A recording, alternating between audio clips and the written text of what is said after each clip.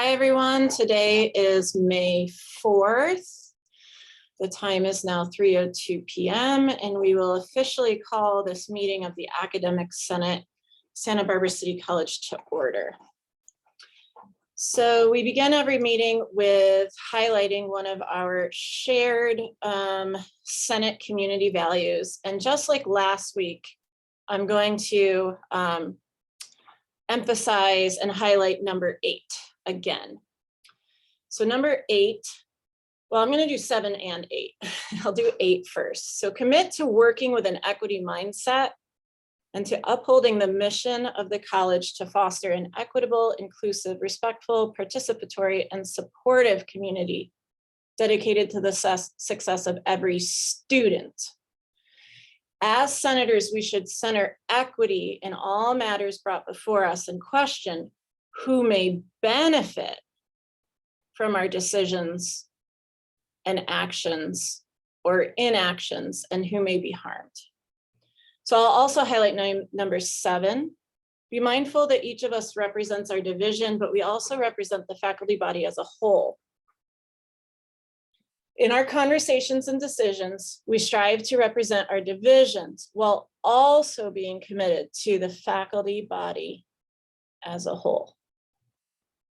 So with that, I'll remind you all of Zoom meeting guidelines. Only senators contribute to academic senate discussions. However, there is plenty of opportunity for public comment to be given on items, either before the item is discussed or during the public comment period, which is item 3.1. So should you want to contribute to public comment, if you're not a senator, you'll raise your virtual hand to indicate to do so.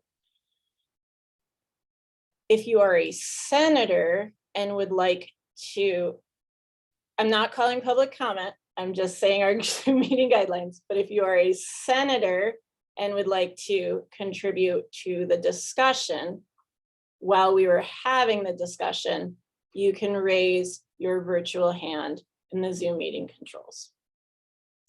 Okay, so those are our meeting norms. Approval of the agenda and item 2.5, items to be taken out of order. We're not taking any items out of order today. However, I do want to alert people that we are taking items 7.1 and 7.2 as items together.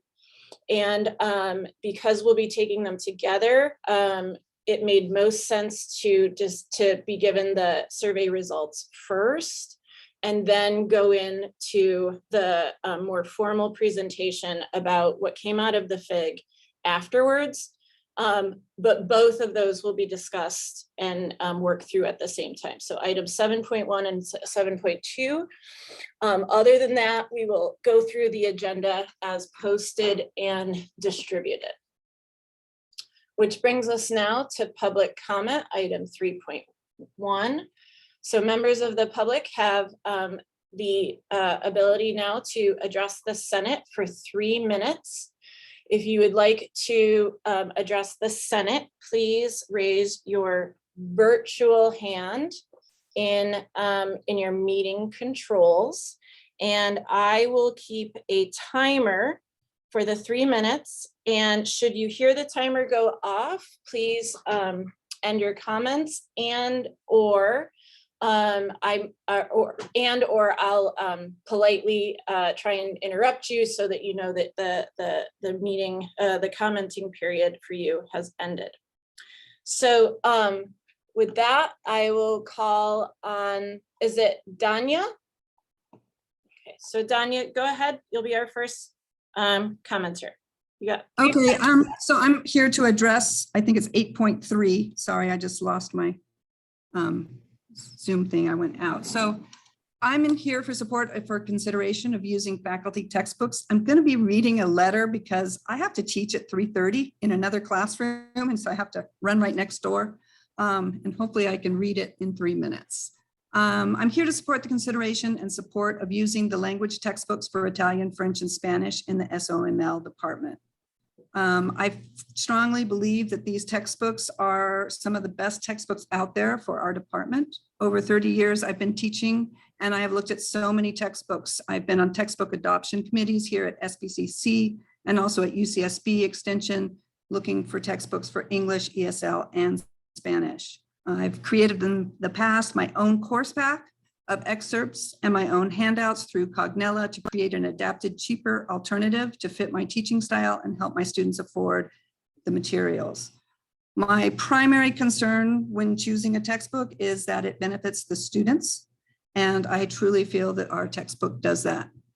I considered getting into my own textbook writing, but when I found out how much time and effort it is and for very little monetary gain, I decided to focus more on my teaching and adapt the best options for my course. And I think we have found that. It's really difficult to find a textbook that all instructors can agree on. When you come across one that a majority of instructors support, then it should be recognized as a valid choice. Using a common textbook for language levels is important to ensure a continuity and a foundation for the next level up. This is not the first time an instructor has used their own book. Universities across the world have instructors using their own books. Many have different ways of approving such use. And sometimes it's because they want to retain a particular professor, or sometimes it's because it's the best book out there. The decision is not really yes or no, there's a continuum. And I think that we should have an equitable and fair process to approve such choices. It's often a department-based decision at many universities, as is in the case with our current textbooks. I'm truly excited by this textbook. I think the cost, the pedagogy, and the concern for diverse representation in the textbook has created a good package. There are a number of reasons why we chose this textbook or these textbooks. They were created to support students with limited income, since textbooks, and particularly online textbooks with a workbook, are quite costly.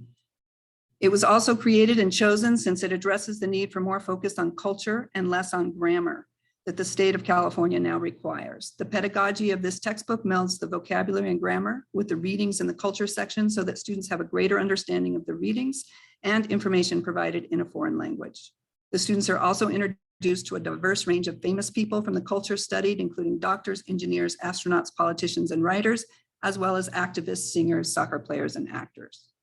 The images used in the textbook also provide a diversity in the students and people pictured. This increases awareness of the diversity and awareness. Am I getting time? Okay. So before you leave us, I have a clarifying question for you. So I Yes. understood your comment to be concerned about instructor choice and using this particular textbook in terms of faculty authorship. And I just want to clarify. So the resolution on the Senate agenda, it in fact encourages that. The piece that the resolution specifically is about if an instructor authors their own textbook, they can't then profit from it. So I heard a lot of your discussion providing support. I just want to make sure I understand. I just want to make sure that like you understand the resolution. So the resolution, and academic freedom will always allow instructors to choose their own textbook, self-written or otherwise. Okay, cool. No, and my conclusion is I think that it's not an unethical choice to use your own textbook. And I didn't get to my conclusion. Okay. All right. I think it depends on the textbook and whether it's one of the best ones out there for that course. Got it. Perfect. Thank you. I just wanted to make sure that that it wasn't misrepresented that the instructors can't write their own course materials. Okay. Thank you. Really appreciate Thank it. you. Ciao. Bye. Okay. And our next public speaker, Jennifer Shellhorn. Hi, good afternoon. Thank you, President and academic senators, for your time. This afternoon, I would like to comment on the resolution 8.4 on class materials action item. Given that the Academic Senate values and encourages healthy and open discussions on difficult matters, I am speaking to you as a member of a vulnerable population, an adjunct faculty member. I'm in support of the resolution on class materials. As an adjunct who semi-recently recalls the days of instructor-authored class materials as both a student and a faculty member, I believe this resolution has been proposed as needed checks and balances. Often, we faculty forget to view items such as class materials from a student's perspective. While we as faculty may believe there is no conflict in this case of financial interest, this may not be apparent to students who see the author of their course materials as the same as the instructor of record. A campus-wide standard of guiding policies should be set into consideration for students to understand the rigor and vetting these course materials have undergone to provide them with the best course materials at the most reasonable cost with full transparency. I understand the opposition's mentality that the department to which the instructor belongs should oversee deciding how course materials will be approved. However, those without tenure or adjuncts that may be in opposition to these instructor-authored class materials often are put at a disadvantage to communicate these concerns and tend to have less of a vote on the evaluation of these materials. Are all the voices being heard at the department level? Do all voices have the same weight at the department level? For reference, in my past, there was a full-time professor that ran the lecture sections of a course and adjuncts taught the lab sections of the course.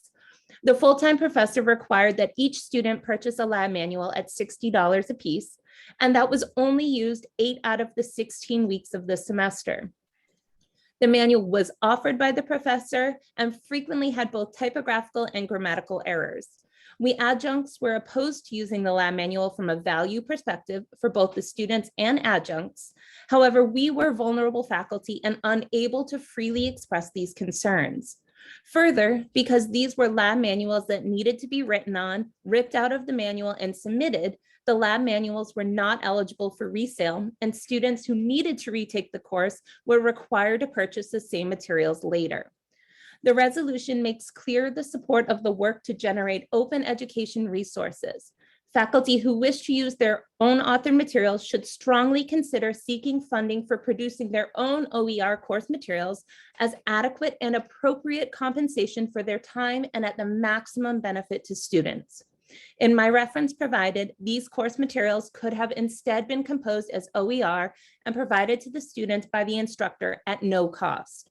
I urge you, academic senators, to review this resolution as a guiding policy that sets the precedent to best serve our students.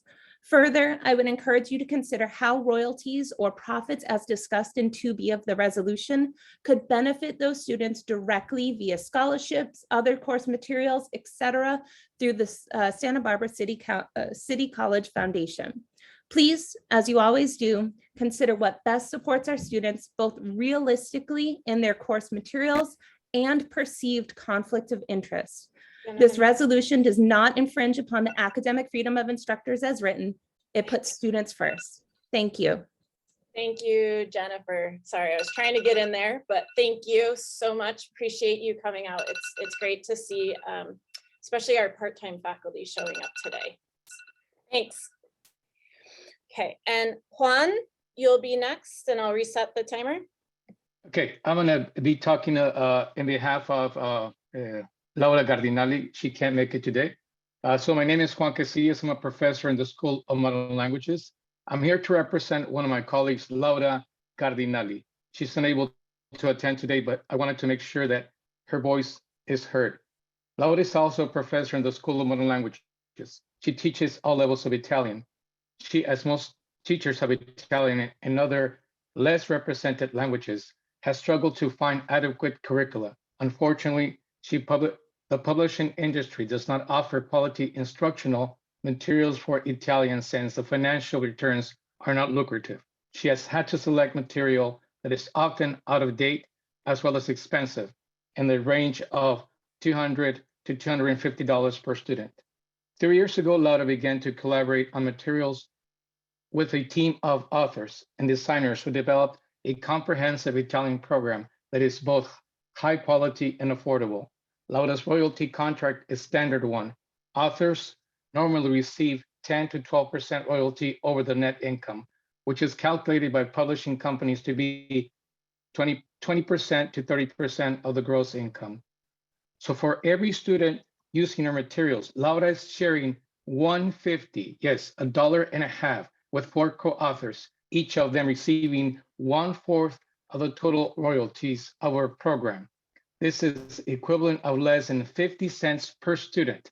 Teaching a class of 30 students using her materials, Laura may receive $15 per semester. The issue here is not how much Laura is making, but what her project means to SBCC and to our students. To prepare for this project, Laura took workshops on how to develop course materials, has worked thousands of hours in developing curricula, and is proud of her contribution.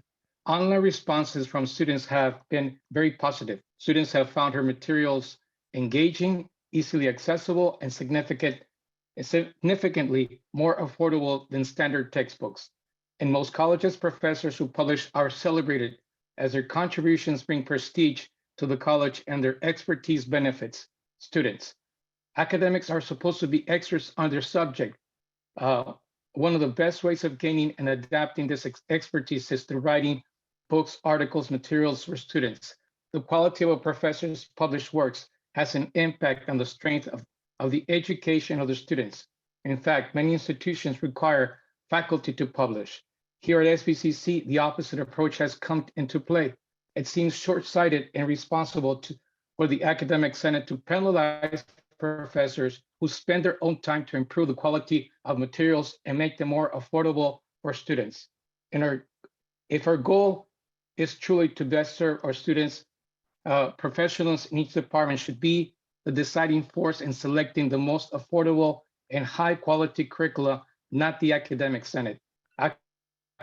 Accusations have been made by some members of the Academic Senate insinuating that SBCC faculty members who create curricula are greedy. This pettiness needs to stop. Professors like Laura deserve to be supported by their dedication to creating updated, innovative, and accessible curricula. We are at the time. Basically, I just wanted to say thank you, and those are the comments. Thank you. Mhm. Corey,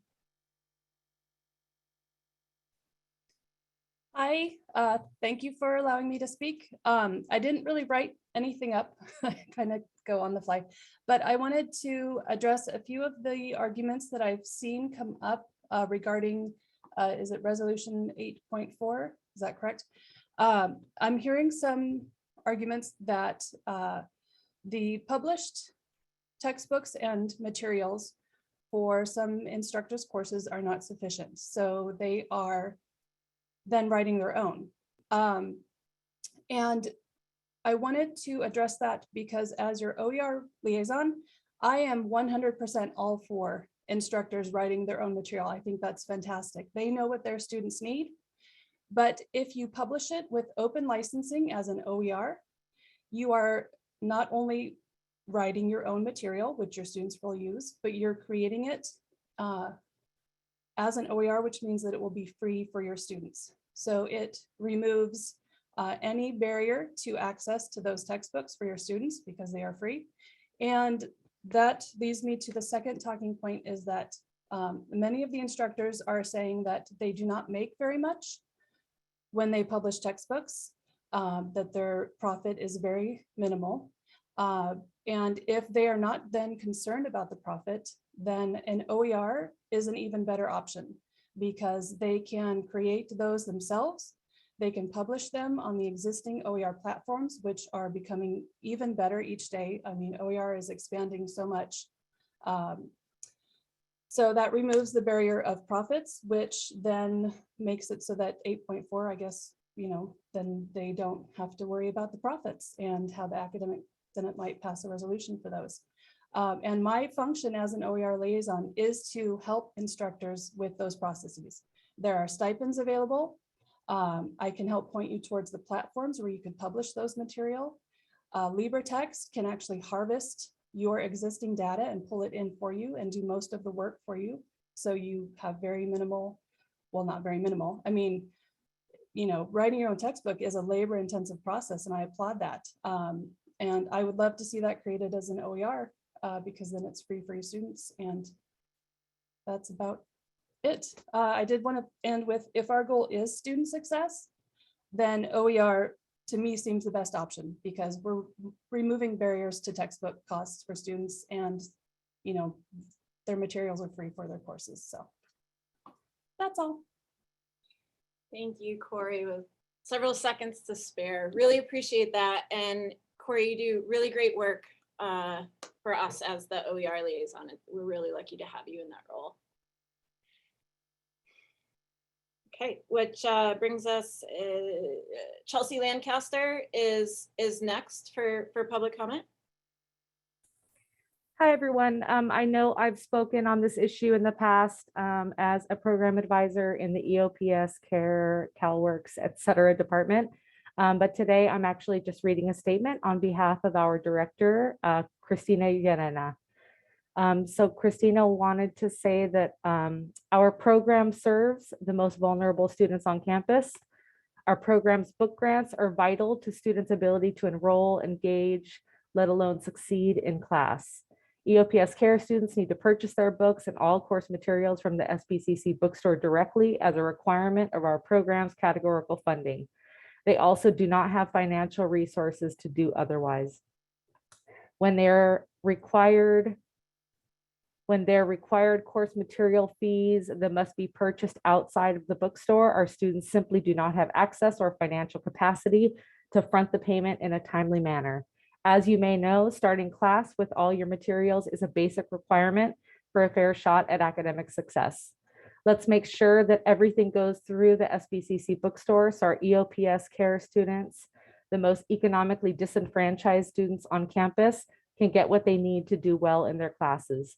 They deserve equity, and it's the right thing to do to offer it to them. That was it. Thanks so much. Thank you, Chelsea. Okay, unless I hear otherwise, I believe that concludes our public comment at this time, and I will call again for public comment later. So where are we? I believe we are now at item 4.1. The meeting minutes from our last two meetings on 4/20 and April 27th have been posted and distributed. Is there any suggested revisions or requested edits for either of those minutes?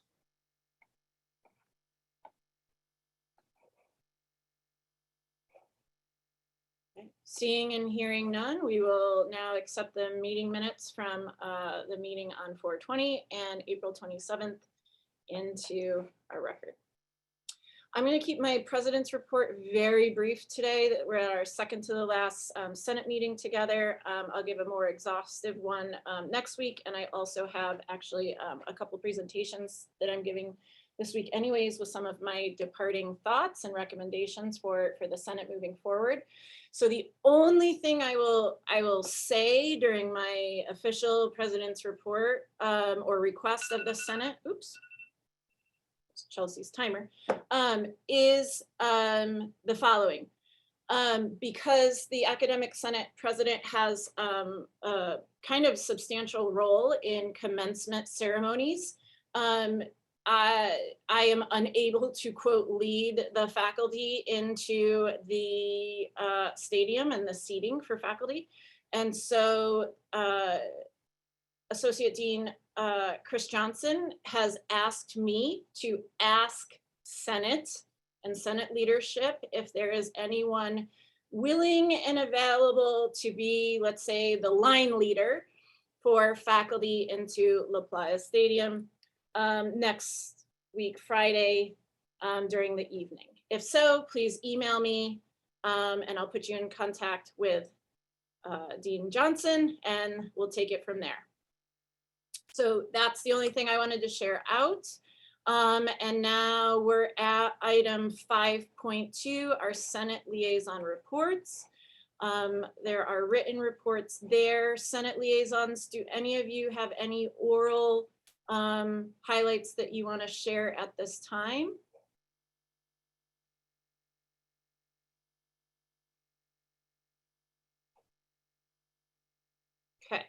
So I think our Senate liaisons are all satisfied with the written reports, which brings us to item 5.3, our report time from our Executive Vice President, Kathy Scott. Kathy, go ahead. Thanks, Ray. This is actually going to be my last meeting, my last Academic Senate meeting, because I have a faculty meeting next Wednesday and I'm going to the EOPS CARES graduation event, which conflict with the Senate meeting. But I did want to take just a minute to tell the Senate how much I've enjoyed working here over the last year. It's truly been a pleasure and an honor. I've enjoyed working with many of you, and I know it's been a rough year because we've continued on with COVID, which is just what it is. But I appreciate, working with on some of the equity initiatives, particularly with Josh Ramirez and Justina Guire. Really appreciate that with CPL, the correspondence ed, and Tara. You've just been phenomenal as the curriculum lead. I really appreciate you stepping up and doing that. And I just want to thank the faculty again for all their really hard work this year. It's continued to be a challenging year, and I know that you've had to come up with creative solutions to help our students, and I'm grateful. I think you've done a lot of really good hard work. I was able to go to the faculty retirement at Kathy O'Connor's house over the weekend. That was lovely. And I saw the faculty awardees come out in the Cliff Notes a couple minutes ago. So congratulations to them. And thank you, Christina. I see you here for help supporting the Senate. We're about to hire somebody. We're so dang close. It's scary. But I'm glad we were able to get that through too. And I will do everything I can to support the new VPAA and the VPSA when they come in. But thank you, everybody, whether you're instructional or educational support. You've just done fabulous work this year trying to meet the needs of our students in a difficult time, and I am greatly appreciative. And I hope that I'll see many of you at graduation, or that maybe I'll see you before I leave. Thank you, Ray. And Ray, you've been really, I've really enjoyed working with you. I mean, you've helped get a lot of these things through that I kind of mentioned. We were able to get some faculty in some leadership positions. We were able to get some initiatives through, and it's, I appreciate it because that's the only way to get things done. And I hope truly, that whoever comes in and continues on in your position and my position also works collaboratively for the benefit of the faculty and the students. So thank you. And it's been my great pleasure. And I'm actually happy that I'm retiring from this place. So Santa Barbara's been a wonderful place to be for a year, and I really enjoyed it. So thank you, everybody. Thank you, Kathy. That means a lot. And the feeling is mutual, truly. And you've been a great addition to our college this last year. So we're very lucky to have you. And I agree, you and I worked really well together, and that came with honesty and trust and communication. So yeah, thank you, Kathy. Yes, thank you, Kathy. Thank you for coming to us and helping us during this very difficult time with COVID, with transition, with big turnover, with leadership. We really do appreciate you being here, and we're grateful. And I think we will benefit a lot from your input and your guidance and your help this past year. Thank you, Ruth. That was very nice of you to say that. Thank you. And thank you, Ray. I appreciate your comments too. Thank you. Okay.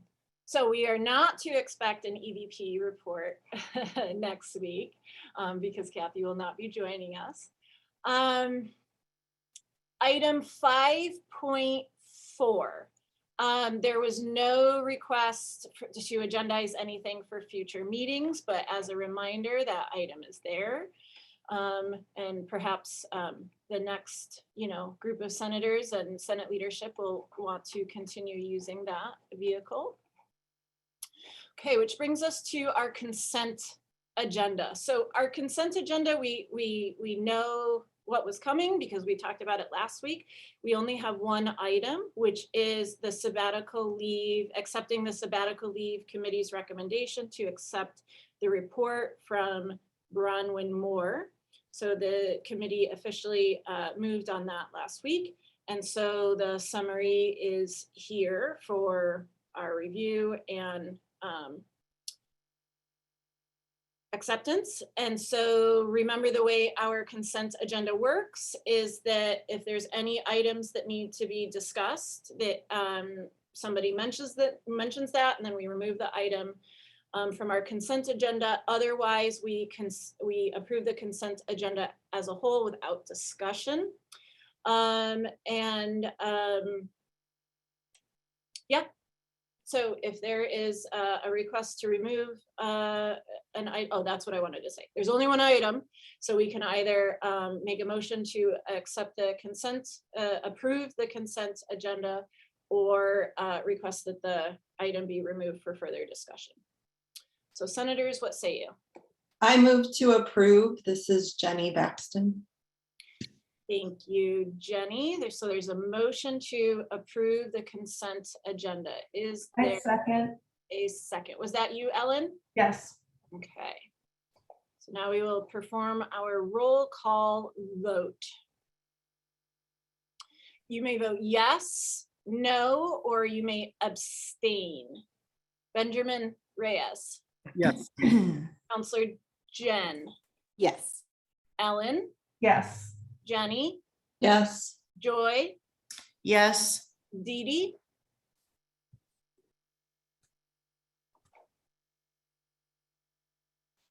Devana, Dee Dee.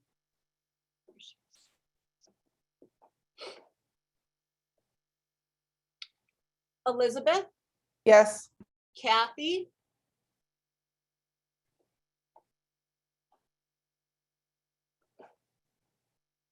Robin.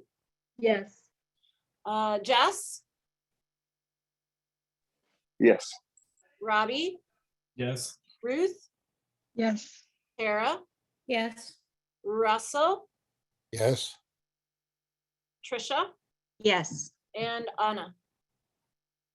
Yes, and thank you, Bronwyn, for all of the hard work. Okay, so motion carries. Thank you all so much. And I second what Anna just shared out. Okay, which brings us to information items 7.1 and 7.2.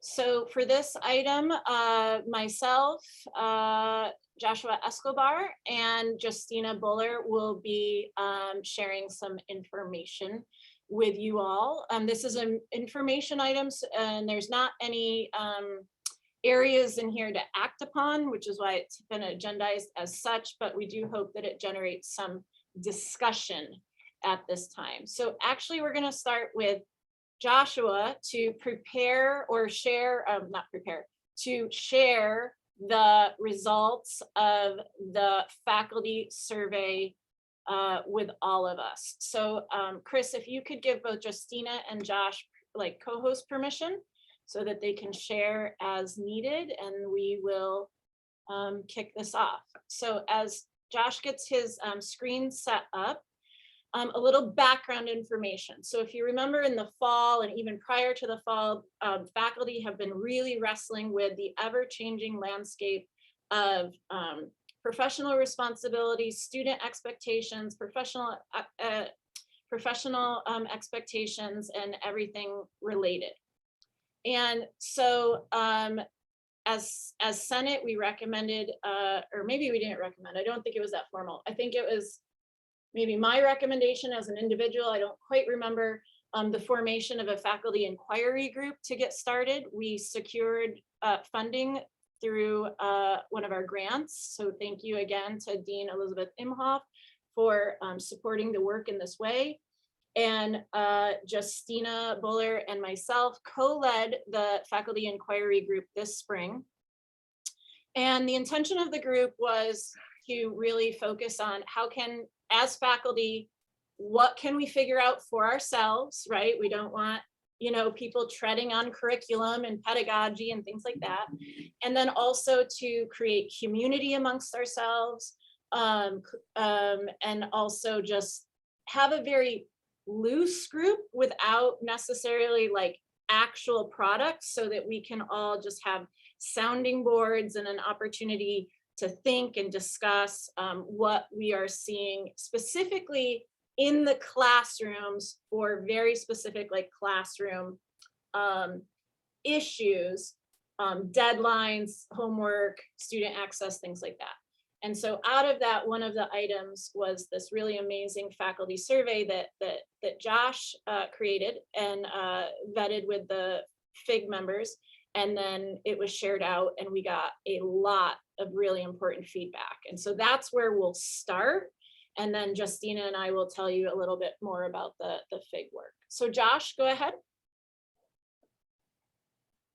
Thanks everyone. I'm on my device, so hoping everything works out. So I just prepared a little presentation. So this did come from the FIG. The results are in the on board docs. So we generated these questions in one session on a Friday afternoon. And we wish we could have had the resources to have more input on these questions, but so we want to kind of give that frame that it was kind of spare of the moment. In the board docs, you can see questions 1 through 4. And I don't want to take up too much time, so I'll let everyone read them at their own pace. Let me see if this is a better view. All right. Let me see if I could. So the questions were kind of broad, and we let faculty members pick and choose which one they want to answer. A lot of them just had to do with their experiences and the experiences of their students, their needs, and their sense of what it means to move forward. And so from this is kind of like the main, what I have to present today is a word cloud of just all the different things that we came up in the survey. So while I wish I could present like an overview of like really what and results of this survey, this is more of an invitation to go into the survey and actually read the results. So we had over 100 faculty respond, totaling about 360 pages. So there really is not a way to kind of come up with results. And I definitely don't want to be the person that says, this is the conclusions of the faculty. And this is very much an opportunity for faculty to amplify their voice. So as much as you're able to browse and read and skim through the materials, we want to encourage you to do that. There's a real range of results, as you can see from this word cloud. So I did create word clouds for every question, but really only of the 9 questions, but really only question 7 had a really interesting data visualization for this. And you can kind of see, so question 7, what's the specific needs of your students, your staff, faculty to return to in-person, face-to-face learning services. And so here you can see people are talking about ventilation, that there's a huge need for like stuff like food, meetings in person, like support spaces. This is kind of what folks are saying and thinking about. And I think more than anything, these just data visualizations give us a sense of like the kind of the tone of the conversation that is happening. And this survey is really just a place to kind of document and collect that conversation, given how big and diverse our campus is. So I didn't want to like walk away with nothing, but I do want to just frame this as this is like my hot takes on this. So take it or leave it. I definitely don't want to speak for anyone, but just some patterns I noticed. Some disciplines are optimized for online based on what faculty were saying. Some were impossible to digitize. Faculty expressed a need for night hours or remote options to continue. And then one thing I kind of teased out was that faculty are thinking about transition planning at 4 levels. What students want, what the institution can and needs to do, the ability of departments to adapt or not adapt, and then faculty choices and faculty decision making.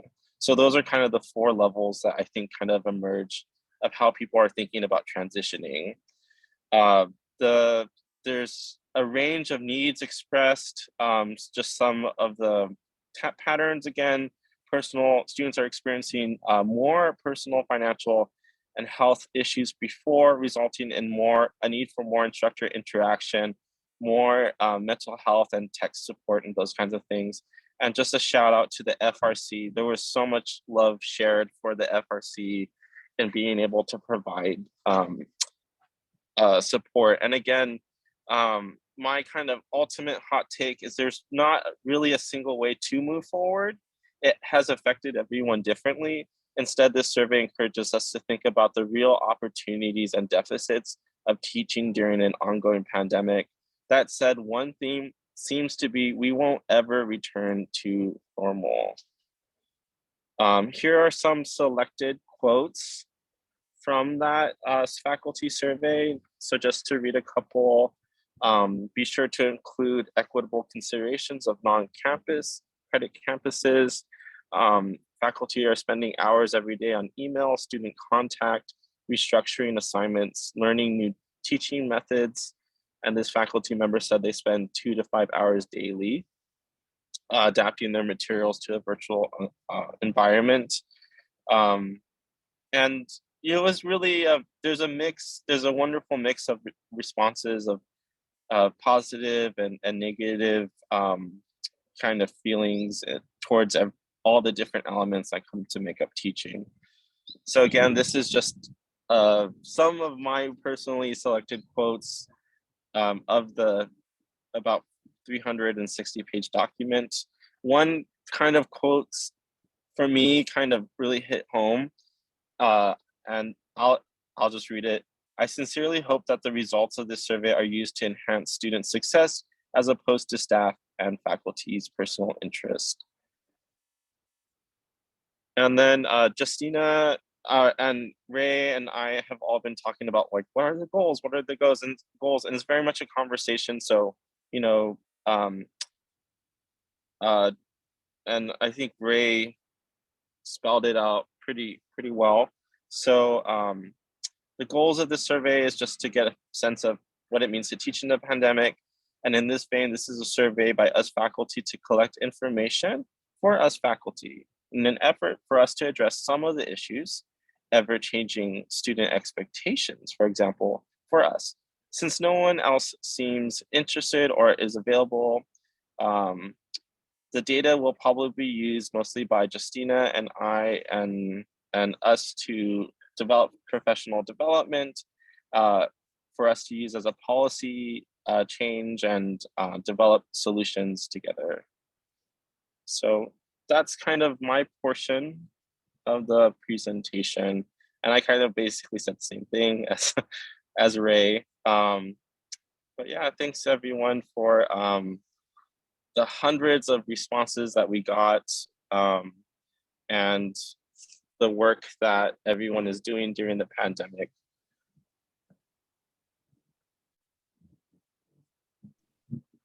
Thank you, Joshua. I'll start steering it or I'll stall till Ray gets back. Sorry, yes, I had a student at my door, speaking of student expectations, but yeah, go ahead, Justina. Maybe you can drive the slides. Sure, let me get those up.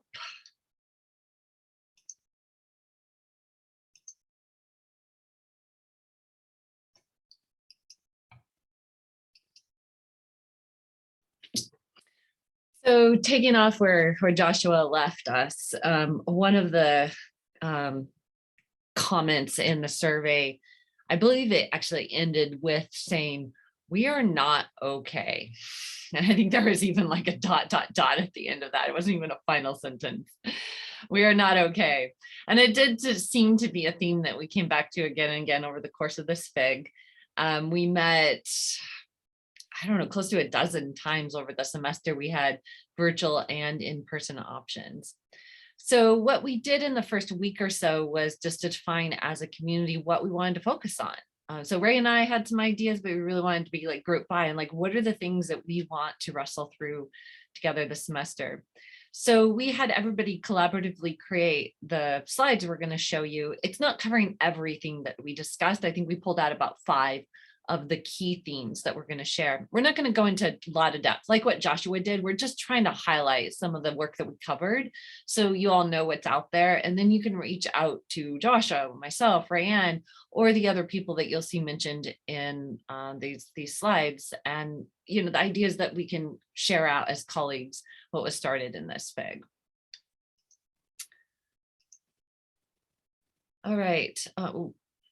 Sorry, skipped ahead. So I'll start with this one and I'll pass it off to Ray. So what our first theme was, how do we create community post-COVID?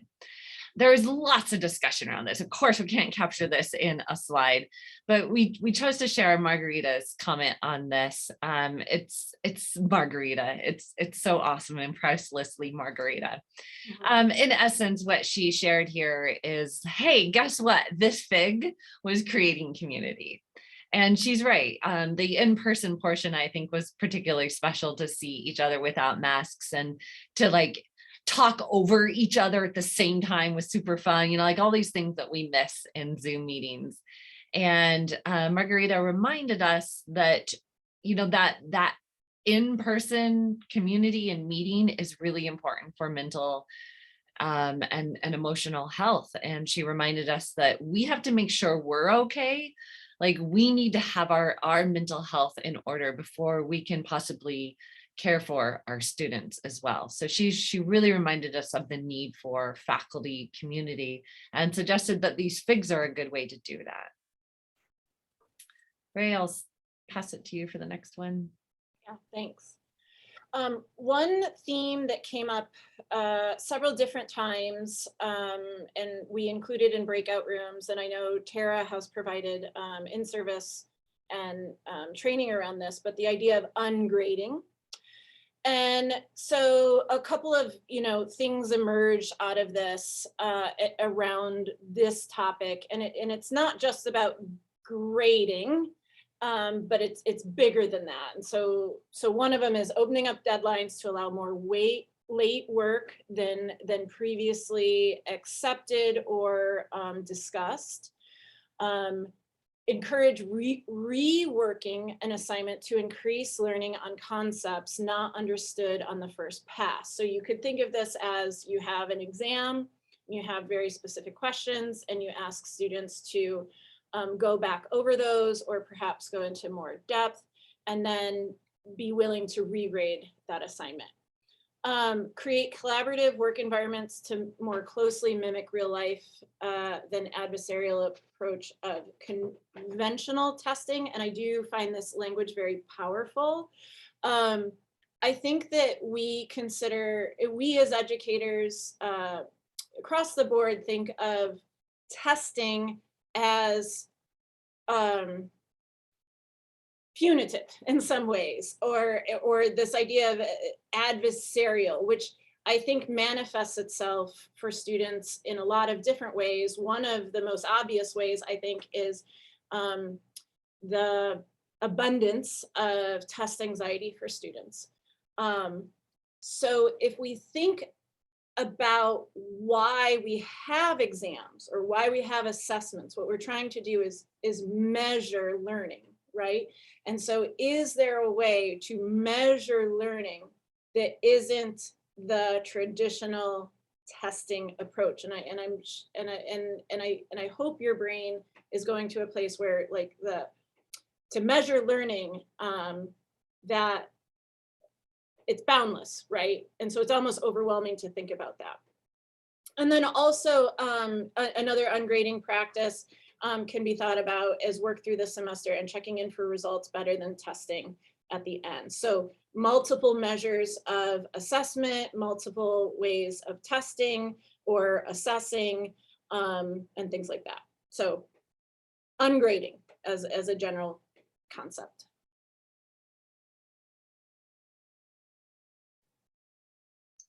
All right, and then a third thing we explored was how do you create quality curricula online?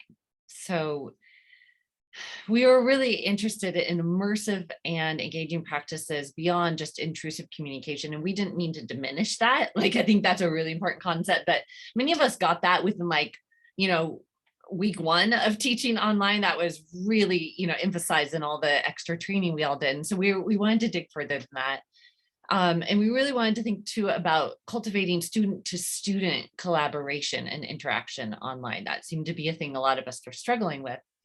So this is one where we can't even begin to do more than just scratch the surface. So I'm going to share with you a couple of examples from colleagues. We'll actually name them here so you can reach out to them for more guidance here. Jenny Baxton in the English department is redoing, or I think creating a new assignment. She's calling a metacognitive video journal on Flipgrid. So really having students use a kind of engaging and interactive technology in a way that helps them show their metacognitive skills. So I encourage you to talk to Jenny about this one. It's exciting. This is from Deanna in the computer. She has like, I don't know, 5 different hats on this campus. I'm not even going to try to place her in a department. In her computer classes, she is employing both Padlet and Flipgrid for different capacities. And the one that I found really exciting was her talking about the ways in which she's having students take just like 10 minutes at the beginning of class to kind of review different projects that they've been working on and might not even necessarily be for their class. And she said that this created a sense of community and they actually ended up collaborating on some other projects outside the class together because they realized they had similar interests. So it's a very visually engaging format that both Padlet and Flipgrid provide. Rosabeth, who teaches yoga, is going to employ both Padlet and Flipgrid as well in her classes. I love the range of disciplines here, like computer science to yoga to English. It's really awesome. And then lastly, in this theme of creating quality online curricula, I would suggest you reach out to our colleague, Matt Mooney in the history department. He's doing some really fantastic creative things with exploring the hybrid models of teaching. And of course, Rayanne is also someone you could reach out to there to talk about that. I believe Darren Gerard in communications is also exploring those. So we definitely have some colleagues you could reach out to if you are interested in quality online curricula that might follow a kind of high flex format. Oh, yes. So this clearly was a big focus for many of us on the FIG, which is managing expectations of current students, also future students that we don't even have yet, that have been impacted by COVID and mostly online learning. So a big, some of these themes have already been reviewed, providing the highest quality education with the benefit of DE tools and options, community building.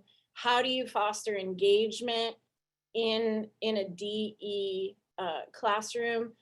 Supporting students by establishing realistic expectation for success, asserting the value of community time, both in the classroom and extracurricular activities. Maintain high standards, right? So the culturally responsive teaching and the brain that we've discussed previously and other professional development endeavors. And then also, and I find this interesting because a lot of times when academics get together, we talk so much about how different our disciplines are, or how one thing that might work for one discipline is definitely not going to work for my discipline. And I know I hear that a lot in the sciences. Oh, well, that's great for those humanities people or those social science people, but we're STEM. But I do think that there is an opportunity here to compile best practices across academic disciplines and having some continuity regardless of the discipline. Flexibility to grade based on a portion of the many assignments. So for instance, we already discussed that idea of ungrading,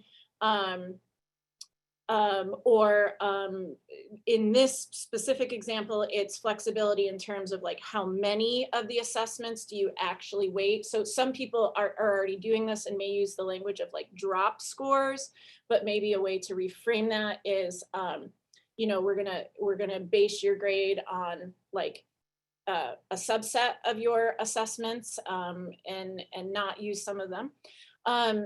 There's more ways to go about this. Again, the choices are infinite. And then also help students develop problem-solving skills when unable to be in class. So facilitating that conversation with them. It might not be obvious to students to ask friends to take notes for them. It might not, and I know I'm guilty of this. If a student tells me they can't make it to class and they let me know, I just say, okay, well, thanks for letting me know. Actually inviting them to come to your following office hours and engaging with them in that way, helping them think through that, because that might not be obvious to them. Like I mentioned, it's not always obvious to me. Or also supplementing things on Canvas. I think that's kind of an obvious thing that we all have done through our training on Canvas. And now we go back to the classroom. Some of us have gone back to the classroom and realized that there's ways that we can use Canvas that we weren't using them previously.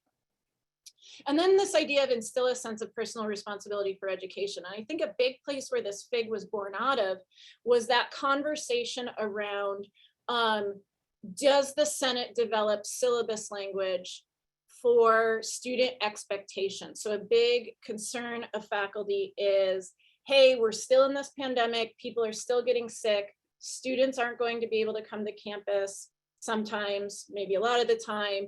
Am I expected as a teacher to offer, you know, a equivalent online activity when they can't be there for the hands-on activity? And there was a lot of different opinion there, and where the Senate ended up was, well, we're all discipline experts and we should just leave that at the individual instructor in the division or department level. But therein was a gray area that left a lot of faculty feeling uncomfortable, because we're at a time where we feel as though we might not be backed up in that gray area, and or may not, what we deem is, you know, not possible for a student, or excessive absences for a particular student. And we say, you know, you're beyond what is like, let's say, that you can like be successful from. And then is there going to be a top-down conversation where that we are effectively undercut? So those were a lot of the conversations, and how do we navigate that? Justina? All right, and then one last theme. I'm not going to even try to dive into this because this is really Ellie Haskins' brainchild. So reach out to Ellie. She is a newer faculty in the communication department, and she has an idea for what she's called creating an empowered workforce. This came from a conversation about how do we change things on campus without administrative buy-in. So Ellie is really kind of pushing this this idea of learning how to solve our own problems and kind of leadership training. And she maybe even has an idea for a future in-service workshop around that. So if this is something that interests you, please reach out to Ellie. All right, so those are just 5 of the themes that we covered together. And I would back up Josh's point made earlier that if you do read that survey, you will see it's kind of hard to say that there's like a theme or any kind of, you know, like one thing that emerges. And something I found on this FIG was that we often don't agree with each other. You know, I was reading through the survey and someone in my discipline said, you know, such a thing works really well for history. And I was like, no, it doesn't. So I don't know that we solved everything in this FIG, but I do think that it's important to continue to have these conversations and maybe now start grounding in a little more actual research, some statistical data and that kind of stuff. So I hope in my capacity as professional development coordinator, we can continue to research and dive into some of these themes together next semester. Yeah, and so the final parting words I'll leave with you all is when Justina and I were organizing the meetings and trying to come up with, let's say, agendas for discussion points and things like that, One of the things that I shared with Justina was that I had recently read a Chronicle of Higher Education article that was essentially like advice to administrators as college faculty and staff goes back to the campuses, and like, how do we move forward? And one of the big pieces of advice was thinking time and reading time. And so that was something that was important to me in this FIG, was some thinking time and some talking time. I feel like since spring of 2020, since we all moved online, it's been nothing but doing, whether it's preparing for a class or learning a new software or learning all the things you need to do, or updating your Canvas page, or, you know, grading, or all of those things, or back-to-back Zoom meetings. I feel like there's a lot of doing. And I think that as we all return to some previous norms, whether they be in-person meetings and conversation, or even our own professional development in our own classrooms, I think a big part of this should be reading. A lot of exciting changes has happened out there because of the pandemic. And so, you know, I think we did a really good job here at SBCC, but what else are other people doing? How, like, what emerged best practices for them? So I think an opportunity to research that would be really beneficial to the faculty body. And then also just time to think and process, and not just jump into some new initiative or endeavor or new way of doing things, but kind of slowly. The analogy I always use is like, these items are menu choices and they're not going to work for everyone. So which items from the menu do you want to take off and try and have it not work at all for you, and then not use them again, but maybe keep other things, right? So this FIG may not have resulted in concrete products. Like, I don't think anybody can like hold up their syllabus and like point to like the 8 things that they added to their course. And I think that therein lies something really special that happened, that I think that the campus and faculty and the campus should continue. So with that, if any of you have any questions, comments, or concerns about the survey or the FIG, or maybe suggestions on a way forward, now would be a great time to do it. The other thing I want to mention is the survey results are linked to item 7.2. When I originally posted them, it was a PDF document of just like each individual's answers to each of the 9 questions. And actually, Kathy Scott was reading through them and asked me if I could redo the answers so that each question had its own like section. And so I did that. And the easiest way to do it was to create 9 separate PDFs instead of combining them all to one. So if there's a particular question you'd like to focus on and review, they're all separated there by the different questions.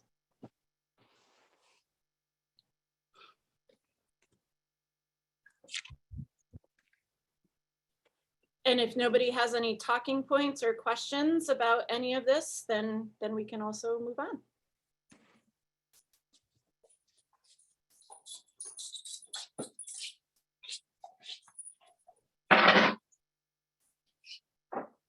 Jenny?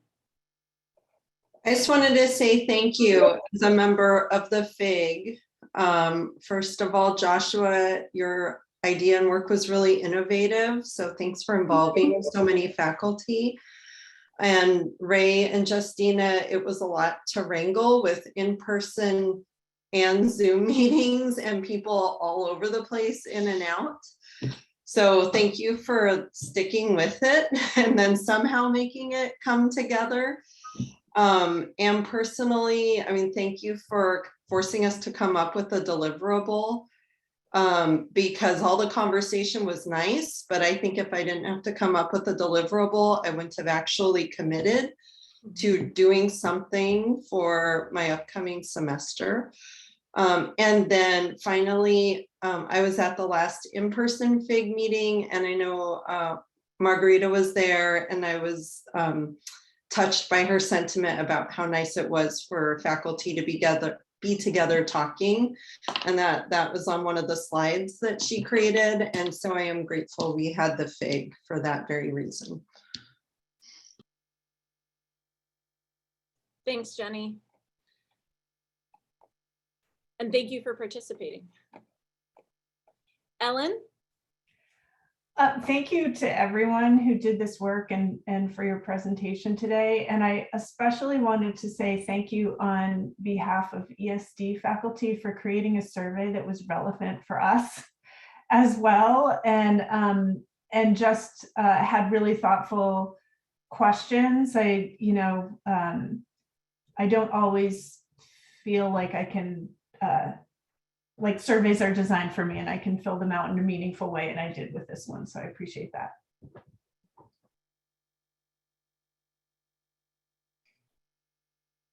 Yeah, good. Thanks, Ellen. Robin?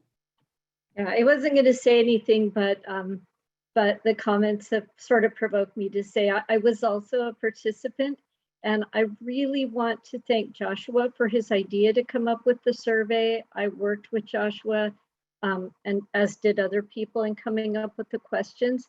And Joshua said it was done on the fly, but it was done really mindfully and really with a lot of input. And I want to say, this just shows it's not that hard to come up with a survey of meaningful questions that elicit meaningful responses from people if you ask the people that actually do the work what is important in the survey. So I would really just like to say I encourage anybody who's involved with creating a survey to ask the people who do the work.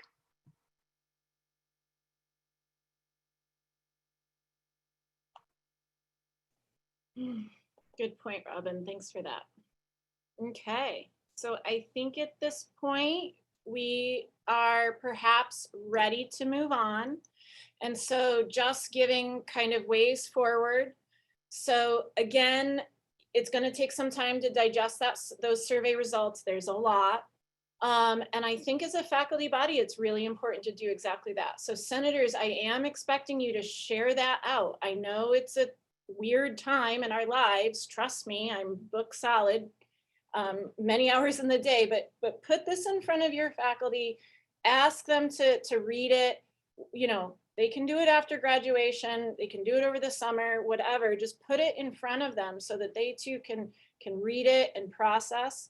And then also anybody that has feedback or directions or a new idea or a way forward or something to do with any of this, you know, clearly Justina in her role as faculty professional development coordinator, or even Joshua Ramirez and the distance education coordinator, or anyone on Senate, or any faculty leadership on any number of committees can certainly take an idea from something from you or from the survey or something that comes out of it and do something with it, which was the entire idea of all of this.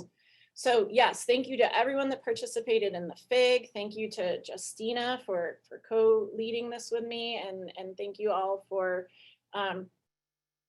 participating in this discussion. And one last thing is I do want to normalize whenever we have meaningful faculty professional development for it to be presented to the Senate. Faculty professional development is called out explicitly in 10+1.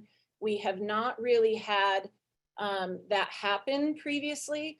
And so that was something that I was trying to normalize under my Senate presidency. And so moving forward, I hope that that continues. So whether that be Justina bringing work to the Senate or for the Senate endorsing work and having it go out, it should always come back to the Senate. It's a big part of 10+1. So, all right. Which brings me to item 7.3. And so now I'm in the hot seat. Okay. All right, so just gonna preface this with the fact that Dr. Tara Carter is on the Senate and she does such amazing presentations. I did not stand a chance in hell with my limited amount of times to even compete with her with my slide deck. So I'm just gonna give it to you straight. I didn't even try. Plain white slides, no kittens and Christmas hats. I got nothing for y'all, okay? I got probably too many words on the slides. I probably got typos, and I got plain white slides. And that's what you're gonna get from me, all right? So now that I've said that, let me find that my very boring slide deck for you all. I think I named it something really stupid earlier, like presentation to the Senate. So it's gonna take me a minute. Here we go. I found it. All right, so let me play from current slide, but also let me share my screen. All right, so yeah, like I said, this is not gonna be pretty. This is not, you know, indicative of what like my students get in a class. Like my slides are much nicer and put together and have more pictures and all of that. But I just wanted to keep it to the brass tacks today, quite frankly. But I also want to see all of you. There we go. All right. So can somebody give me a thumbs up if you can see my slide? All right. So it's no secret that I am not finishing my second term as Academic Senate President. There are a number of reasons why, and we can talk about them. We can talk about all of the reasons why over margaritas. We don't need to talk about it today. That being said, I am deeply committed to this college. I'm deeply committed to academic senate work, and I'm deeply committed to things making sense. You know, I think a lot of people can say a lot of things about me, but I hope that one of the things is that I'm at least consistent in a lot of ways, sometimes to a fault. And I think as I exit, as my Senate presidency sunsets, I want to share out some of the biggest hurdles I felt I was faced with, and I grappled with in my role as a way to be informative to the faculty body, transparent, also inclusive, in a way to say, this is what I dealt with. Maybe this is working for others. Maybe it's not. Let's have that conversation and give recommendations on my way out. So with that, here I am giving some of my thoughts, and you've probably heard of them sprinkled throughout the last few years about Senate subcommittee and related committee structure and my recommendations. So with that, probably a lot of you on the call today know already the background.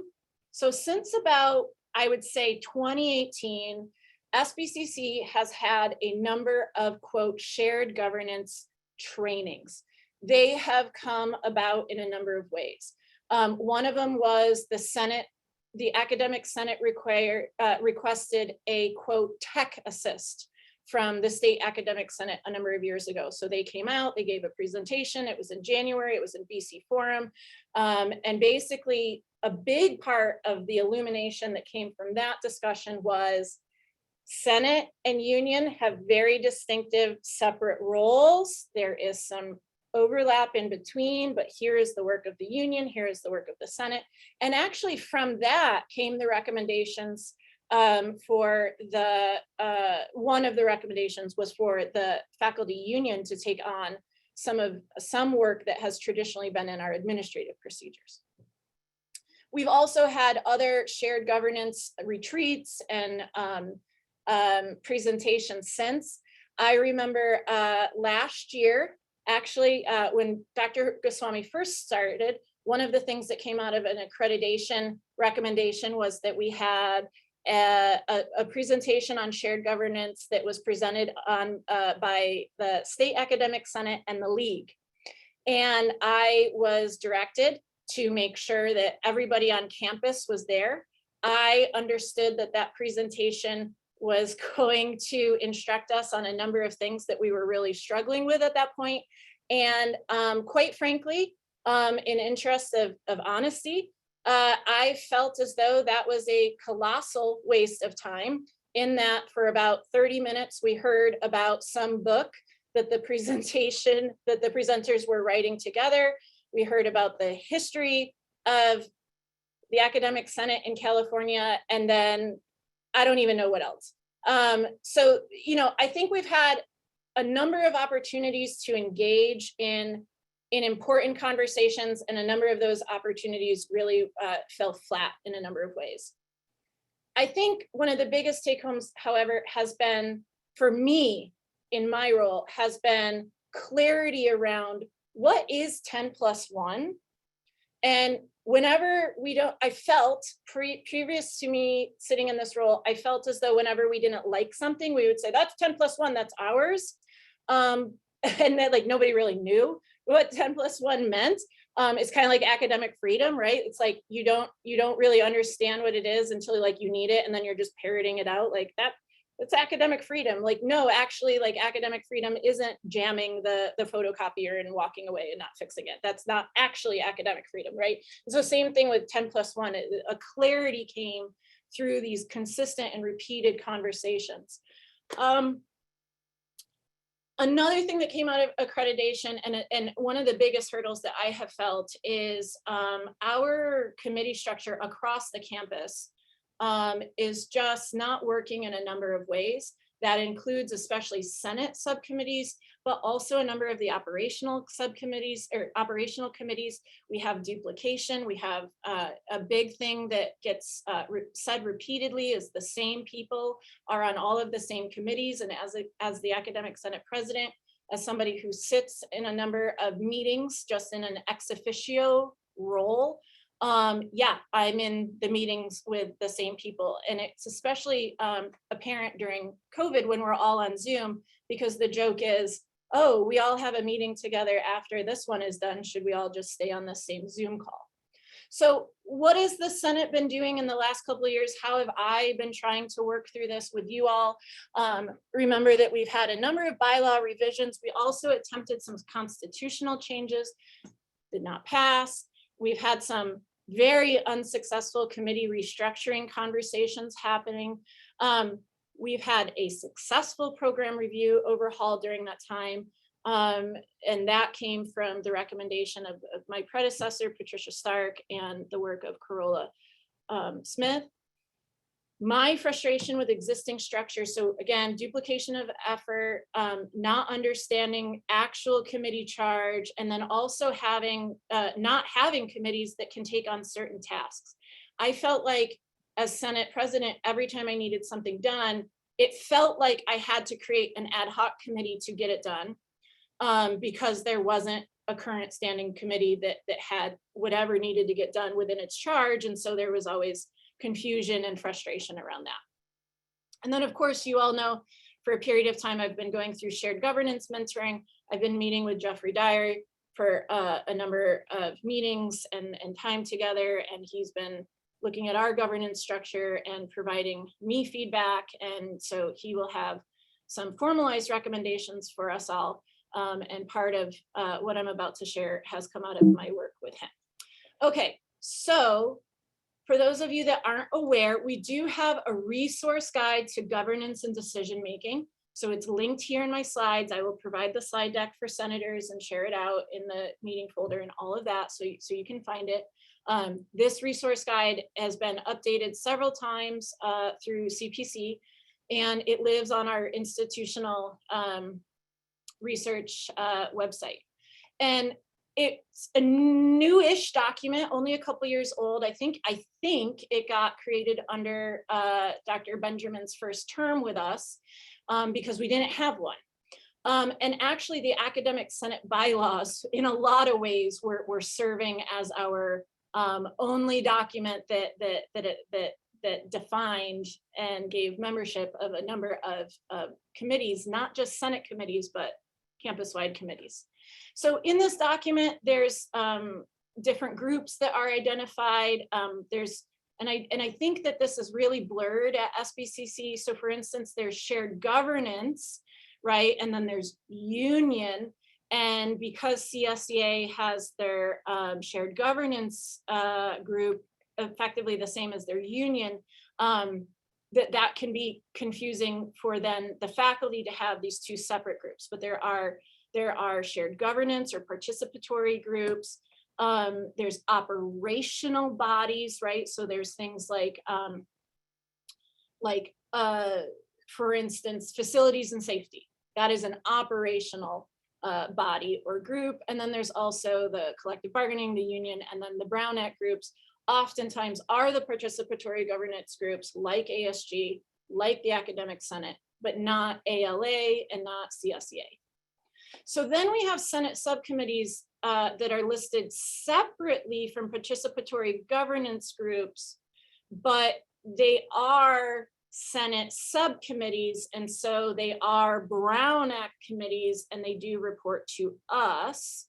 And then if you need it, you can seek out the bylaws. So just, again, more background information, places to find these things, but also the Academic Senate bylaws includes a number of other committees that faculty and the Academic Senate sit upon. So one of the things Jeffrey presented to us, and I want to bring us back to this figure, is his college, Taft College participatory governance decision-making process, because while this is Taft's college's picture, I think this is how we think things work at SBCC. At least this is how I think of things working at SBCC. Meaning there's some kind of change or initiative that we want or need. So one, I think, recent example of something that we wanted, needed, or changed was our administrative procedure around academic renewal. So for instance, we had certain faculty members, our own Ana Garcia as one of them, and Camila Acosta, a counselor in EOPS, identified that there should be some necessary changes in our administrative procedure around academic renewal. So starting there with this idea, this observation, similar to the scientific method, we had constituents suggesting a change. And then how did that change come forward? It came forward to the Senate for consideration. The Senate said, yes, we agree with you. So who's going to do this work? So you could think of it, now it already was created, but you could think of it as a subcommittee was created to actually develop the work, to sit there and wordsmith, to put pen to paper or keyboard or finger to keyboard and make edits into a document that then came to the Senate for review, dialogue, feedback. And so at that time, with this specific example, the Senate accepted the recommendations and through our governance structure, put those recommendations forward to BPAP.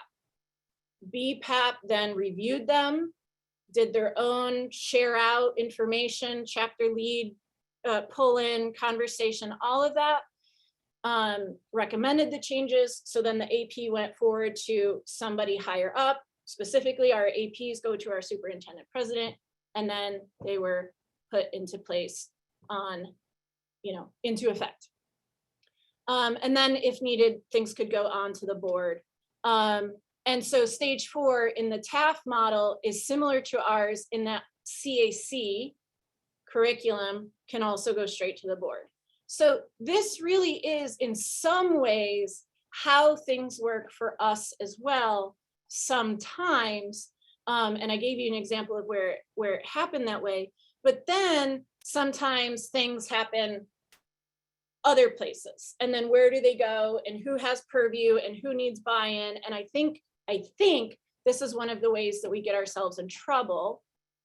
Example given, for instance, our previous equity plan that was not created in a way that was inclusive, did not include the right stakeholders, excluded some stakeholders, had other stakeholders that maybe weren't appropriate to be there. And then it all fell apart very, very spectacularly. And then the approval came of that document with the stipulation that we will return to this. We will rewrite this. We will get this right. And then we never did. And so therein lies a place where we can improve things, right? So I want the Senate, and these are questions that Jeffrey brought to us that we ran out of time to get to, but I want the Senate to think about this between this week and next week. At SBCC, do all of our subcommittees, of which we have many, do all of them make recommendations to the Academic Senate? So we have many Academic Senate subcommittees. Does their work products for their meetings come to us? And if so, what do we do with them? Does the Academic Senate recommend directly to the board, the superintendent, president, or CPC? Now, for our Senate subcommittees, how often are our charters updated and revisited? Or charges, bylaws, how often are the things that guide the Senate subcommittee work updated and revised and discussed?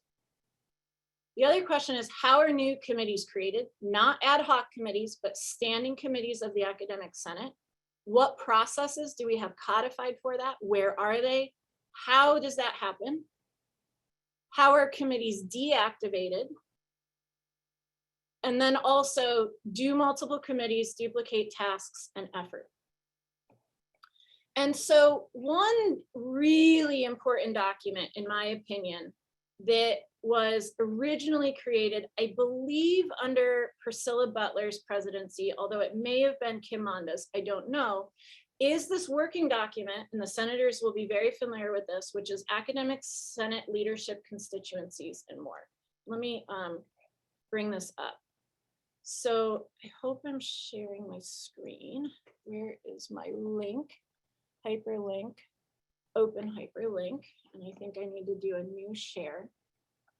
And I do. Safari, share. Okay, so hopefully senators are very familiar with this. This really is one of the only documents on campus that shows all of our different committees, not just Senate subcommittees, but all of our committees, operational and otherwise, who they report to, generally when their meetings are. Right now, a lot of them clearly are on Zoom. And then who is on those committees. Specifically here, we have faculty highlighted, but a number of the committees also have staff and administrators and things like that. But this is our Senate working document. Now, if my memory serves me right, and it might not, I remember the conversation and the initiation of this document being created to keep track of campus service. There was a narrative or an opinion on campus that perhaps not everybody was fulfilling their campus service. And so we needed a way to track and figure out who was doing campus service, where and when and how. And so from that came this document. Now, again, my memory might not be perfect, but that's I'll accept that change now. But that is my understanding, at least a little bit, about where this document came to be. Now, I wanted to create one of those fancy diagrams of like, okay, so we have the board, we have the superintendent that reports to the board, and then we have everyone under the superintendent president. So we have the VPs reporting to the president, an org chart, but specifically I wanted to create an org chart with our committees, because what I wanted to show is we have the Senate, and we have a series of subcommittees. We have operational committees. We have CPC that PEC reports to, but maybe should the operational committees report there. We have operational committees reporting to Vice President of Business Services, for example, Facilities and Safety. We have COI, Committee of Online Instruction, reporting to the EVP, right? So I tried to do it, couldn't do it well. It was a mess. And so I stopped myself, but I think therein lies something very important, right? Like, can't make a simple, easy to follow diagram of our committee structures. So with that, I think something that is even more important, I think, than this document that you're all familiar with. And again, just this time, just looking at Senate subcommittees or Senate committees, I put together this document, and what I wanted to do was create a heat map. A big narrative that came out of the 2019 infamous survey that we've never really done anything with, gotta say that every single time, is that a lot of the same people are on the same committees. And I started my discussion with that. And so I wanted to quantify that. Is that true? Or is that just people getting upset at people and whatnot? So like, do we have proof of that? And so across the top are our academic senate subcommittees, or whatever the committees are that aren't considered subcommittees, but they report to the Senate. So academic policies, committee on faculty resources, curriculum, CAC, ITC, P&R, sabbatical leave and faculty recognition, faculty partnership for student success, steering, program evaluation committee, not a Senate subcommittee, reports directly to CPC, but has divisional representation, and so big faculty contributions. BPAP, which has faculty appointees on behalf of the Senate. DTC, large faculty participation. PDAC, same thing. SLOCC committee, Student Learning Outcome Coordination Committee. We love our long names here. Maybe that's why we love our acronyms so much. And at other colleges, SLOs are under the Senate, but they aren't here. So they're under this committee. This committee does not report to the Senate. So it's one of those committees that I can't really quite figure out where it would fit. Maybe it would be a Ed Programs Committee. Then we have SEM, Student Equity and Achievement, C, and then equivalency. So if you go across all of these, let's say, faculty interfacing committees, and you look at the membership, you will see that we have some faculty members that are on 8 of these different committees, or 6, or I'm on 4 of them as academic senate president. So I'll ask you, does it make sense to have faculty be on more committees than even the faculty senate president? And then we have, from there, it drastically reduces quite quickly. And so I just wanted to show this to say, here's all the different committees that faculty are on. And here is this, you could think of this as this concept of a heat map. So that's there for whomever to review and look at. So now I want to go back to my slide deck, my very boring, terrible slide deck, and go back to this slide. So let us imagine a new way forward. And I've been trying to share this with anybody that will listen to me in an unofficial way for probably about a year now, but now I would like to report it out in a very official way. So let's imagine a new way forward. And I'll give you my very specific recommendations in a moment for like how I think that we should move forward.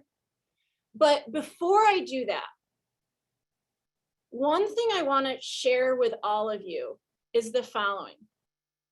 In our administrative procedure for faculty, it specifically says that we all must have campus service. And it explains a number of ways that you can get that.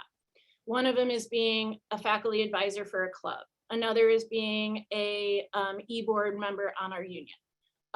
Another is an academic senate committee or other operational committee. And then the list goes on from there. One thing I want to share with you all is think about the last committee you were on, or the committee meeting that you've been at, and think about who was in the room. Think about perhaps ranges of salary, time spent in that meeting, and products that you can, off the top of your head, not go and search for, not find some document about, but off the top of your head, you can point to. And where I'm getting at with this is we have a system, in my opinion, of committees and task force begetting committees and task force, to have, quote, inclusion or conversation or representation when we also have all the same people at all the same tables all the time. And so I feel as though we're stuck in this very obvious cycle of committee work for the sake of committee work, because we have to have campus service, without actual tangible products that you can point to and name, and a lot of people's time being used, in my opinion, in an ineffective way. I implore you to go through those survey results that have been shared on today's agenda and we are discussing. It is my overt opinion that so many on this campus, now this is a faculty meeting, so I'm going to dare say faculty, but so many on this campus are overworked and undervalued. And so as I say to you, let's imagine a new way forward. One of the things I want to offer you all is, what if you didn't have to serve on a standing committee? What would that free up for you as an individual faculty member? For instance, have there been things that you have said no to in your professional life because you're already on and doing enough things?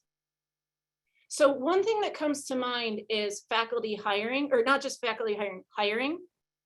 Hiring committees take an obnoxious amount of time. And we want to diversify our campus in meaningful ways. One of them is, quote, hiring for diversity. We have invested a lot of time, resources, training, and a lot of money in hiring for diversity. One of the biggest Senate recommendations has been putting people of color in particular on these hiring committees, not to overburden them, but to have them there at in a group so that they can feel empowered to actually have their voices heard on a hiring committee in a hiring process and not just be tokenized. Because so much tokenization happens, right? When we, when we codify these things. So what I'm trying to say is, think about service, campus service, where perhaps you didn't have to serve on a standing committee, perhaps divisions didn't have to scramble to find somebody to be on some committee just for the sake that their division is represented there. Freeing up faculty time so that they can invest in other ways. Maybe they want to do something at the state level. Maybe they want to get incorporated in like an OER initiative, right? Big talk today, textbooks, right? Giving them that professional time to actually produce and think and work, I think, is part of this conversation. So when I say let's imagine a way forward, I truly mean that. Like, what can we throw out because it's truly not working for us, and how can we reimagine it? Another thing I want to share with you is new initiatives and new ideas come up all the time. And to think that a new initiative can be born out of some really amazing place to serve students in a really impactful way, to then be given to a committee that has existed for 20 years because we don't have a process for eliminating redundant or committees that have existed. Is that really how we want to do it? Or again, imagining a new way forward, perhaps through the work of ad hoc committees. And then you say, well, we're already all so busy, so who's going to volunteer for this? Well, if you weren't already on a couple of standing committees and you were free to have that, quote, campus service time, then you can devote it to something you are passionate about. And then those passionate folks engaging in that work can actually produce something. Maybe you could care less about academic freedom. Okay, don't volunteer for the academic freedom ad hoc committee that's going to produce, recommendations on academic freedom. But maybe you do care about correspondence education, a couple of recent examples, right? Well, you can devote your time to one endeavor and not the other. So I'm just trying to say that this isn't the way forward. I'm just saying that, can you imagine ways forward? So here's my homework for the Senate between this week and next week, because that's it. Next week, I'm giving y'all 2 more hours of my life. I'm giving y'all a commencement speech, and then I'm out. First time in 10 years, my autoresponder email's coming on. I didn't even turn that thing on when I had babies. Chelsea Lancaster to this day makes fun of me to emailing the campus while Olive was getting whisked away to have her first bath. Yeah, true story. So autoresponder is going on. So my homework between now and next week, what I want to engage the Senate in, what I want to leave Melanie with, what I want to leave future faculty leadership with is this conversation. So between now and then, and I'll put this in front of you, review subcommittee end of the year reports for the last 2 years. They're very short. Most of them are 1 page. Familiarize yourselves with the committee charges of standing Senate committees. Where do you find those? Senate bylaws. I will also put that in front of you. And then also, as you're engaging in this homework, remember that there's a difference between practice and theory. And what I mean by that is there will be written word in our bylaws. But when you actually look at the products of the subcommittees, or if you have been privy to any and in attendance at any of the meetings of the subcommittee, what I want you to do is compare and contrast what is written in the bylaws and what actually happens at the meetings or has come out of a year's worth of meetings. So that's my homework for you all. And Jeffrey actually developed this for his own college, and he put it together for us pretty quickly. He went over it just yesterday with Melanie and I. And so, I encourage Melanie to put this in front of our committee chairs and our committee and senators moving forward. But I wanted to share it out today, and I said I was going to share it out today, here's a little worksheet that Jeffrey gave to us. So one recommendation that he has is that committees should set annual goals based on their charge, and that's also in harmony with the district's mission, vision, goals, commitment to DEI, work, and then also the strategic directions that we established in 2019.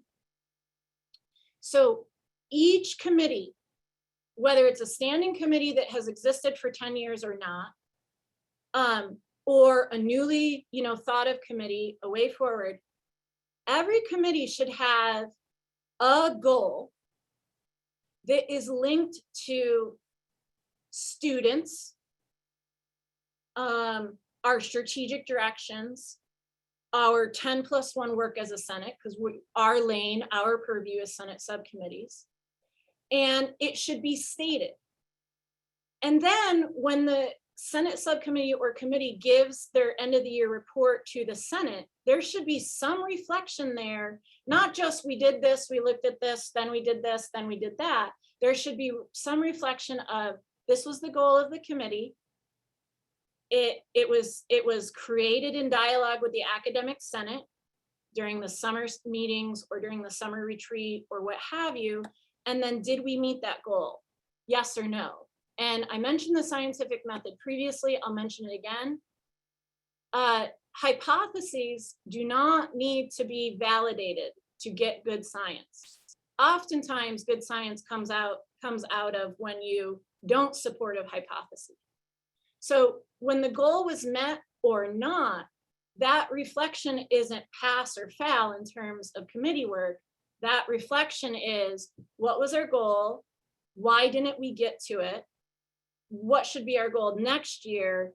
And so that there is some kind of meaningful dialogue between the Senate and the subcommittees that are supposed to be doing the Senate work. So as I exit, here's what I have for you all.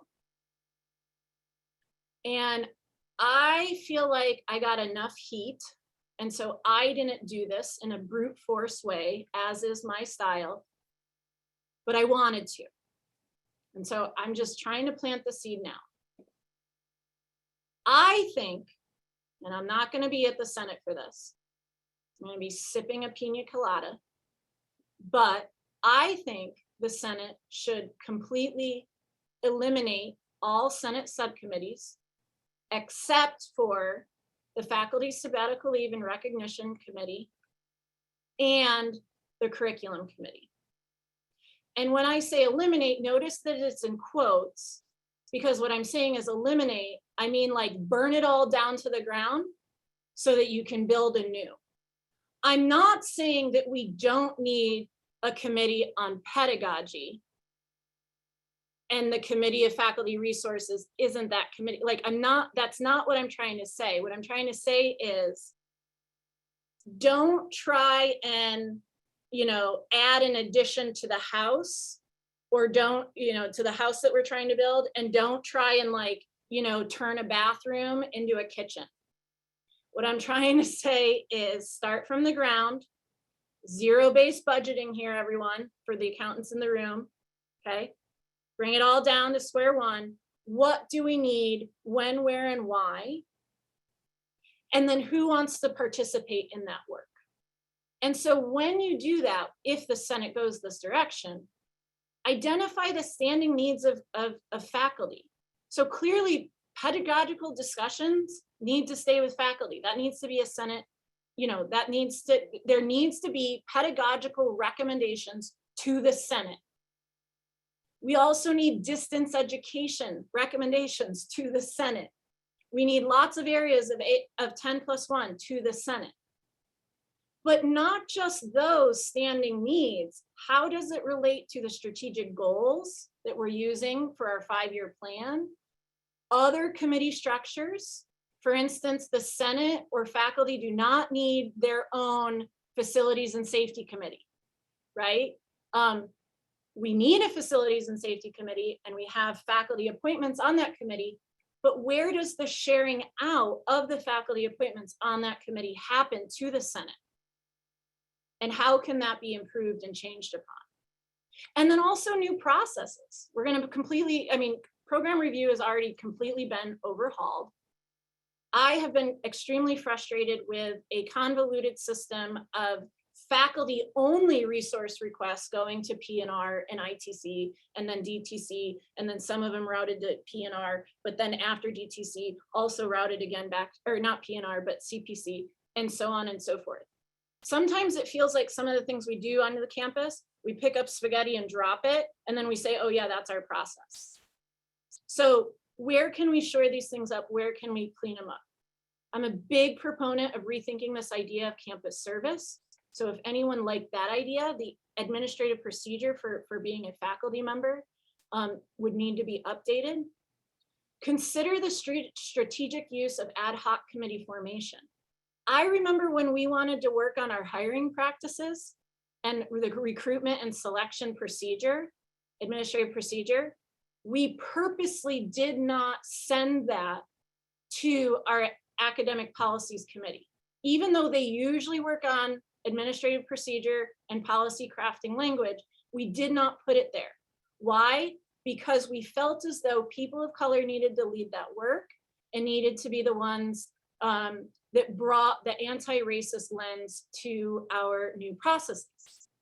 The same should be true for so much of innovative work that we want to do. Again, I gave you the example of you are going to find faculty members that are very passionate about academic freedom. John Beck has shared with me that he knows a lot about it and he's very passionate about it. The rest of you might be like, that is the most boring thing ever. I would rather pinch my eyeballs, than talk about that or think about that. But if there was an ad hoc committee that rose in that topic and you got those passionate folks on that committee to do that work, what great things could come up from that.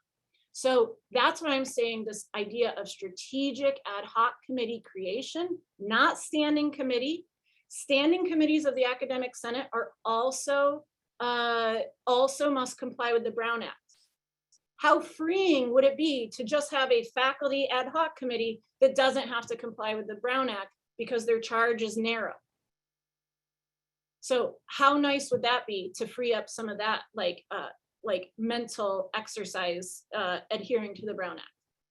Elevate some of the work of our current committees. This is going to be something that I haven't said yet in this presentation. In terms of diversity, hiring for diversity, anti-racist hiring, we did a lot on the front end of training our faculty members who were serving on those committees with an anti-racist lens. We did good homework with, this is the language that you should use, here's look-fors, all of that. Something that was absolutely not touched or discussed was our equivalency process. Our equivalency committee at best is anemic. There's only 3 members. Equivalency as provided by the ASCCC, as provided by the Chancellor's Office, is a place where meaningful anti-racism work can be done, but it can't be done by 3 people, and it can't be done in a reactive sort of way. Right now, the only time the equivalency committee meets is when an application comes in that we have to review for equivalency. Another recommendation I have for the Senate moving forward, not the hill I'm going to die on, I'm just dropping this in front of you. It makes absolutely no sense to me that the Academic Policies Committee is in charge of salary class transfers. Perhaps another way to elevate the work of a current committee and bring in more voices to that committee is tasking that committee with salary class transfers. And that is a good fit because the work of the equivalency committee is looking at transcripts, looking at what minimum qualifications are for a certain discipline, figuring out if an applicant meets equivalency for what is stipulated there. And anybody that's gone through the salary class transfer process knows that you have to provide transcripts, you have to, provide class descriptions and all of that. Well, this committee is already looking at those things in this other way. Now they can take that on as well. One more recommendation, and this one is actually for HR and not the Senate. HR in recent memory has truly goofed up a number of minimum qualification reviews and has eliminated applicants. Only by accident were those mistakes found. I think in addition to HR reviewing and eliminating candidates, anytime a candidate is eliminated from an applicant pool, that elimination, their application should be forwarded to the equivalency committee to make sure that they actually don't meet minimum qualifications and or equivalency. Again, not the hill I'm going to die on, just floating this in front of you all as the folks that will carry this work on. Lastly, I'll say we absolutely, as a Senate, we need to redistribute our TLUs. Our CAC chair, Kathy Scott, has put this in front of me. I didn't know this to be true, but it makes perfect sense to me. Our CAC chair is woefully under compensated for the work. Anyone that has served on CAC knows that the members of CAC are woefully undercompensated for their work. So we have a number of TLUs. We have a number of Senate subcommittees occupying those TLUs. So can we redistribute them in this work of overhauling our Senate structure? And yeah, so we got through a lot of information items today. We didn't get to our action items. Thank goodness we have next week where we can roll those all over.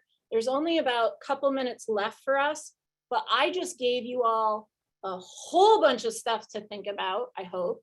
And so I think with our last time left together, I'll entertain any questions, comments, or concerns that senators might have. Next week, the last 2 hours you people have with me, and we're going to bang out whatever of those action items we can get to. And if not, then it will float on to the next body of the Academic Senate. So questions, comments, concerns about what I said?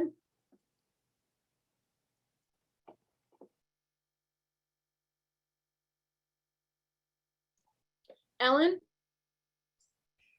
Okay, there's a lot I could say about the whole presentation, but I'm just going to focus on one thing, other than to say thank you for thinking through all of this in such depth. And I wholeheartedly agree with you that we need to make some significant changes. I've really seen that, especially being on Senate steering and being a liaison, and so participating in more committees and seeing overlap and duplication of effort and all of those things. But I raised my hand because I specifically wanted to speak to the salary class transfer issue as someone who's served on the AP committee and now the AP liaison, and I've also done salary class transfer myself twice.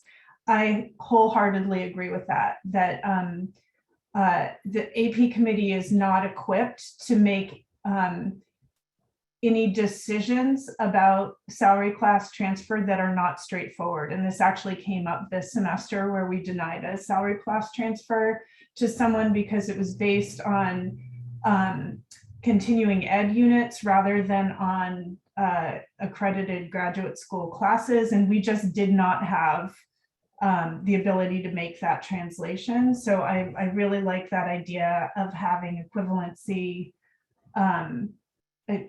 focus on something like that in the broad sense that you described, not just for salary class transfer, but in the other ways that you mentioned as well. Yeah, thanks for that, Ellen. I think, and again, I'm going to put the links in front of senators, but if you just look at the names of our Senate subcommittees alone, why would academic policies handle salary class transfers? If the committee name is literally academic policies, from that you would extrapolate that they're dealing with academic policies. I don't know what kind of mental gymnastics you would have to do, I can't even fathom it, to get to salary class transfers. So, I think perhaps what happened was, it didn't fit other places, so it landed there. But that was my analogy of like, you're building a house and like, oh, we need another bathroom, so let's build a bridge off of our, playroom and build the bathroom over there, right? I mean, it's just like you wouldn't, like, that's not like, it's not good architecture. It's not good, it's not a good way to do it. So, and I'm sure that there are people in the room going, we did it because of this, right? And like, they're mad at me for saying this. And like, I'm not trying to say like that there was like a terrible like reason or not well thought of, like, great, good. There was a great reason to put it there then. In 2022, after my 2-year term in my seat, I can't for the life of me figure out why the Academic Policies Committee would handle salary class transfer. So maybe at one point it made perfect sense. I don't see how it makes sense now. You shouldn't keep doing things just because you've been doing them, right? I mean, like, I thought part of our push on this campus was like challenging the status quo and not just keep going the same way we've been going. So that's why I'm saying these things, not to like denigrate the work of the people that came before me, but say like, can somebody like stop the Ferris wheel? Cause I want to get off, cause it's like maddening. And I hope I'm not the only one. So Anna, and then Margarita, and then we'll have to end the meeting today and pick up next week. You are not the only one. I think it's clear that there's a lot of overlap and efforts that are being duplicated.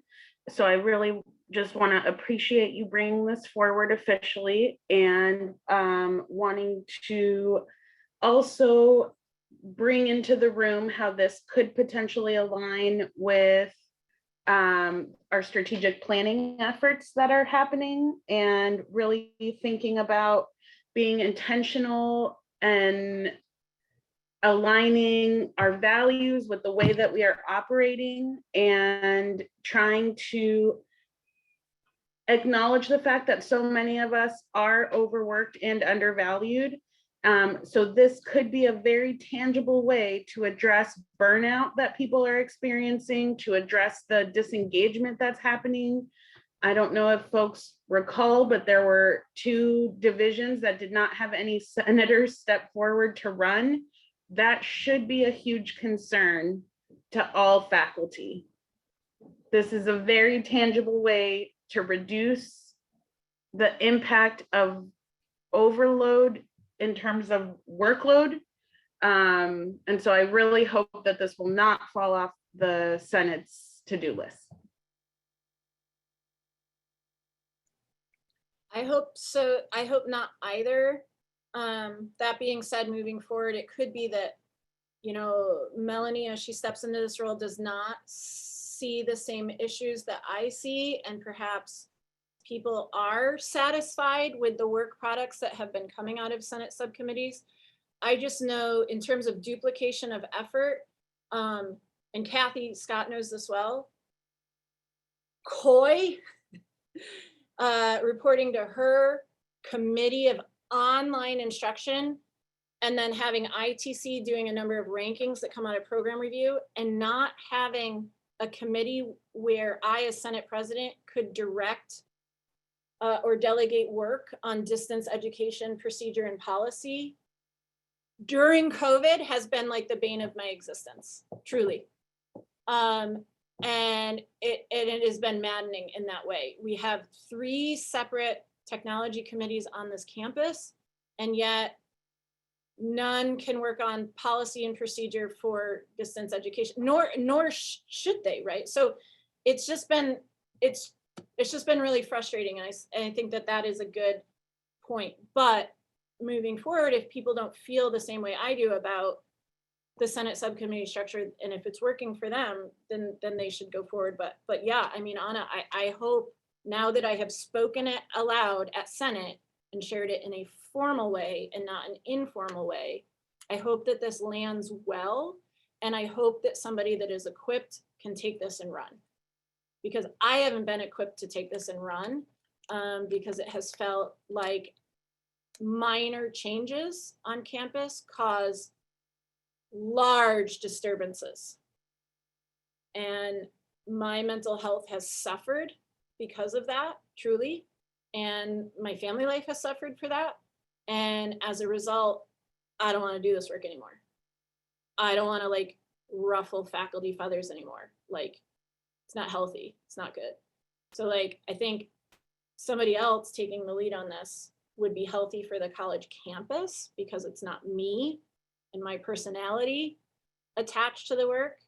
And I think it's time that we do this. So I hope the Senate takes this forward.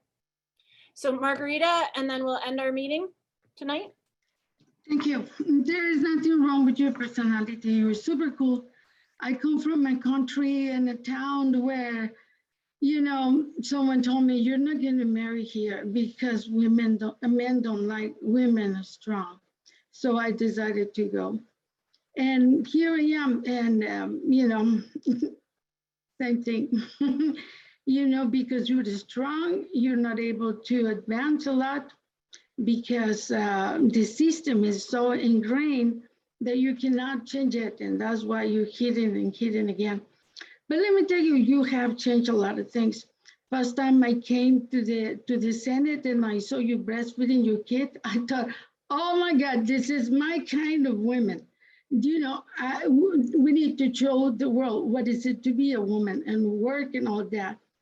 But, you know, we don't need to work so much. We don't need to burn out to change the world. It is not okay. It's not fair. But thank you for your service. We need to change the world little by little. You have broken many pieces of the ceiling, and I appreciate your work. And thank you so much. We'll keep up the work. You didn't do anything wrong. You're very good. And, you know, from one place where we're not supposed to say anything to this place where I was able to work and speak and say, you know what I think. Thank you. Thank you from the bottom of my heart. Thank you. Well, thank you, Margarita. I wasn't expecting that, but thank you. Yes, much appreciated. Thank you for seeing me. Yes, and more women should breastfeed during Senate meetings, especially when they are emailing from hospitals to give birth to babies. So, so on that note, we're going to conclude for tonight. We're going to pick up here. The Senate has some things to wrap up next week. I know it's finals week. I know we're all exhausted, but let's wrap up what we can to set in motion for the future Senate. And Los Agaves night at my house, and Franny has T-ball. So I'll see you all next week, and Godspeed for your students starting their finals. Bye, everyone.